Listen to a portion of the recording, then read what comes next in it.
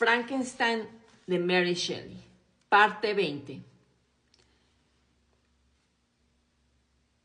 Y consideraba el crimen como un mal alejado de mí. Siempre tenía delante la bondad y la generosidad, animándome a desear convertirme en un actor en el alegre escenario donde se desarrollaban y se mostraban cualidades admirables. Pero al dar cuenta de los avances de mi inteligencia, no debo omitir una circunstancia que aconteció a principios de agosto de ese mismo año. Una noche encontré en el suelo una bolsa de cuero con varias prendas de vestir y libros. Me hice con el botín y regresé a mi cobertizo.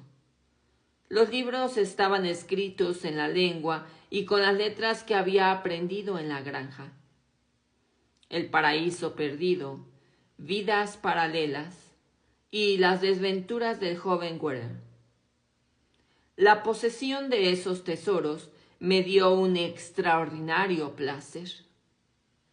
Tales libros produjeron en mí una infinidad de nuevas imágenes y sentimientos que a veces me elevaban hasta el éxtasis y también me hundían en la desolación. En las desventuras del joven Werther se proponían tantas opiniones y se arrojaba tanta luz sobre lo que hasta entonces habían sido para mí asuntos ignorados que encontré en ese libro, una fuente inagotable de reflexión y asombro. Pensaba que Werther era el ser más maravilloso que hubiera visto o imaginado. Las disquisiciones sobre la muerte y el suicidio parecían pensadas para asombrarme. Yo no pretendía juzgar los pormenores del caso, sin embargo me inclinaba por la opinión del protagonista, cuya muerte lloré sin comprenderla del todo. Al leer comparaba las historias con mis propios sentimientos y mi situación. Descubrí que era parecido y distinto a aquellas personas de los libros. Simpatizaba con ellos y en parte los comprendía, pero mi intelecto era inmaduro. Mi aspecto era repugnante y mi estatura gigantesca. ¿Qué significaba eso? ¿Quién era yo? ¿De dónde venía? ¿Cuál era mi destino? Me hacía aquellas preguntas constantemente, pero era incapaz de darles una respuesta. El libro de las vidas de Plutarco relataba las historias de los primeros fundadores de las antiguas repúblicas y tuvo un efecto diferente al anterior sobre mí. Me enseñó las nobles ideas, me elevó sobre la miserable esfera de mis propias reflexiones para admirar y amar a los héroes de las épocas pasadas. Leí historias de hombres que se dedicaban a gobernar los asuntos públicos o a masacrar a sus semejantes. Sentí que crecía en mí una gran pasión por la virtud y un aborrecimiento por el vicio.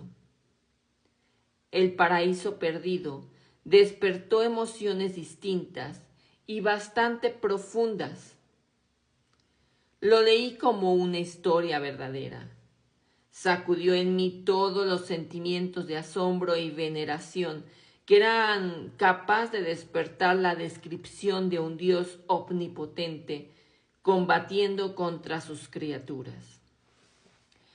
A menudo comparaba distintas situaciones conmigo mismo.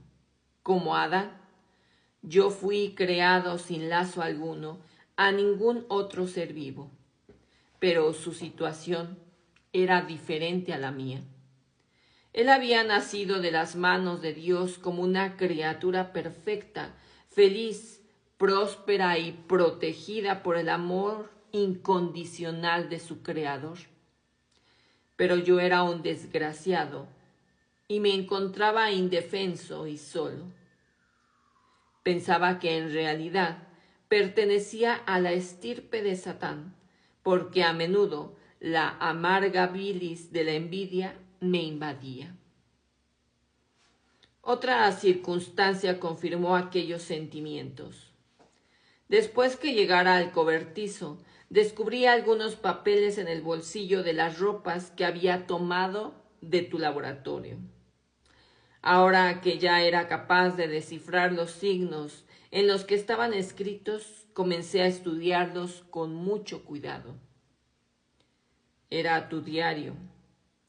Recordarás esos papeles. Aquí están.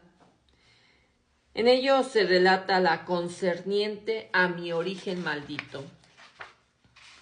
Todos los detalles de aquella serie de repulsivas circunstancias que lo hicieron posible están ahí, a la vista. La minuciosísima descripción de mi odiosa y asquerosa persona se ofrece en un lenguaje que describe tus propios horrores y ha convertido los míos en una cicatriz imborrable. Enfermaba a medida que lo leía. Maldito sea el día en el que se me dio la vida, grité. Maldito creador. ¿Por qué le otorgaste forma a un monstruo tan espantoso al que incluso le diste la espalda asqueado? Dios, en su piedad, hizo al hombre hermoso y atractivo, pero mi figura no es más que un remedo inmundo de la tuya, y más espantosa cuando se compara. Satán tenía compañeros, otros demonios que lo admiraban y lo animaban más. Yo estoy solo y todo el mundo me detesta. Esas eran mis reflexiones en mis horas de abatimiento y soledad.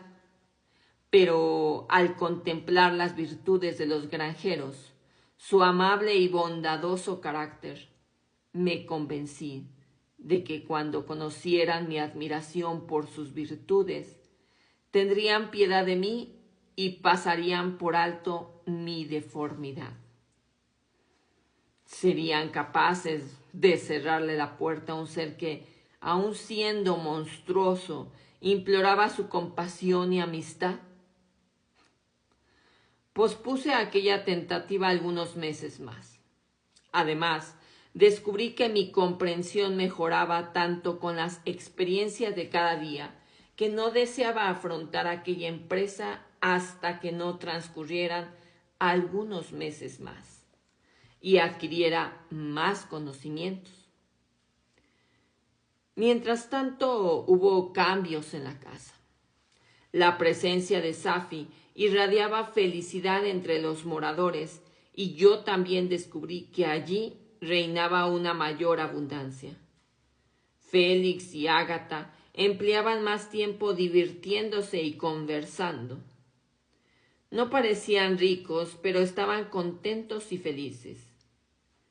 El hecho de aumentar mis conocimientos solo conseguía mostrarme más claro que era un monstruo proscrito. Abrigaba una esperanza, pero se desvanecía cuando veían mi imagen reflejada en el agua o incluso cuando observaba mi sombra a la luz de la luna, por muy tenue y dudosa que fuera la silueta. Intenté apartar de mí aquellos temores y fortalecerme para la prueba que tenía prevista llevar a cabo.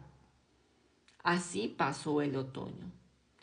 Vi con sorpresa y temor que las hojas amarillaban y caían, y la naturaleza adquiría el aspecto mortecino y desolado que tenía cuando vi los bosques y la adorable luna. Por mi constitución, estoy más preparado para sufrir el frío que el calor. Pero mis únicas alegrías consistían en ver las flores y pájaros y las galas del verano.